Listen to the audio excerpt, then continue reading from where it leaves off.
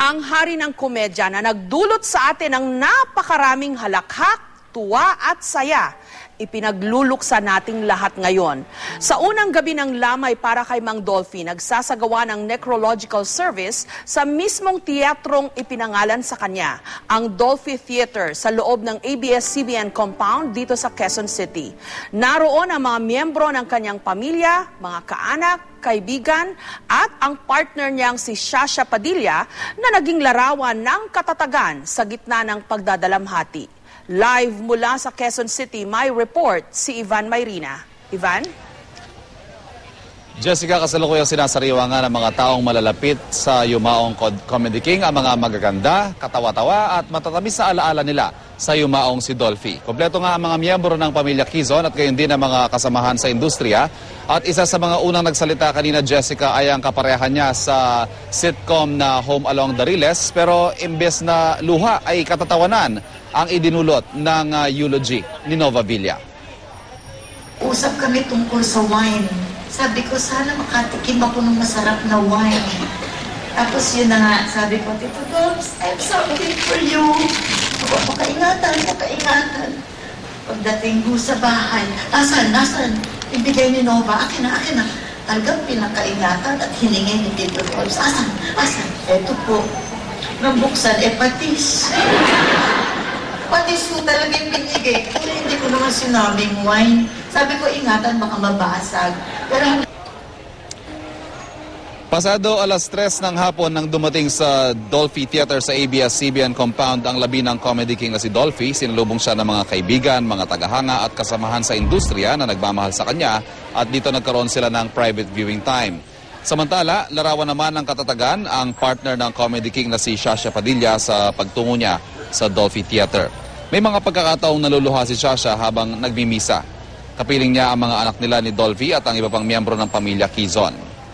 Naging madamdamin at taimtim ang misang pinangunahan ni Father Tito Kaluwag na sinimulan pa sa pag-awit ng Hindi Kita Malilimutan. Sa entablado makikita ang malaking litrato ni Dolphy na nakangiti at may mga katagang Salamat Tito Dolphy. Pagsaludo sa hari ng komedya na siyang tema ng tribute para sa kanya. Kasunod ng misa, isang necrological service ang idinaos para sariwain ang mga alaala ng Comedy King. Magandang legacy ika nga, yung mga iniwan nilang alaala, yung mga naiwan nilang magagandang asal para tularan ng ibang mga artista, mapa-comedy man, kung ano man artista. Nasaan po kayo such a big loss? Haligi. So again, parang napipilayan ka pero syempre parang knowing Tito Dolphy, sasabihin niyan, the show must go on. Daddy, every year pupunta ako sa inyo sa cementerio. Jessica, mula sa sermon ni Father Tito Kaluwag at hanggang sa mga kwento ng mga taong malalapit sa Comedy King ay ilang mga katangian niya ang paulit-ulit nating naririnig at kabilang nga dyan ang kanyang pagiging mapagmahal at ang kanyang pagiging mapagkumbaba. At ngayong gabi, inaasahan nga apaw ang mga kwento na magdudulot ng mga luha, mga ngiti sa naging buhay ng ating Comedy King. Jessica. Ivan, nakikita ko yung mahaba ng pila ng ating mga kababayan na gustong pumasok sa public viewing at gusto ring magbigay ng kanilang respeto sa hari ng komedya. On time ba? 9 o'clock yung original schedule, di ba? Ng umpisa ng public viewing? At the rate we're going, Jessica, mukhang mauusog ito ng konti, kasi originally ang tapos ng misa ay 7:30 at siya namang pagsisimula ng necrological service, pero na-delayan by at least 30 minutes dahil medyo na-extend yung misa at nagkaroon din ng mga intermission pa sa pagitan ng misa, kaya malamang ma-delay tayo ng anywhere from 30 minutes to 1 hour.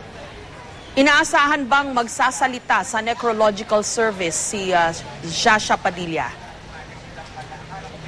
I have no information, Jessica, kung sino-sino ang mga magsasalita, pero I think that would be expected dahil si Shasha yung isa nga sa mga sandigan ng Comedy King at yun nga yung sinasabi niya, mahal na mahal daw niya si Miss Shasha Padilla. Okay, Ivan, interesado rin ako malaman anong sinasabi ng mga kababayan natin dyan na matyagang nag-aantay sa pila. Dagsa-dagsa na sila dyan. Gusto kong malaman what brought them there. Ano ba yung masidhi nilang mga emosyon na nararamdaman? Kasi parang nakakatuwa, no, na Mang Dolphy was larger than life. Napapanood natin sa TV, sa telebisyon, and yet people who watched him through the years, talagang they just have to go there and see him lie in state, Kanga. Yung impact ni Dolphy sa Pilipino, Jessica, mararamdaman mo dun sa nakikita mong o naririnig mong kwento nila, no? The loss is personal.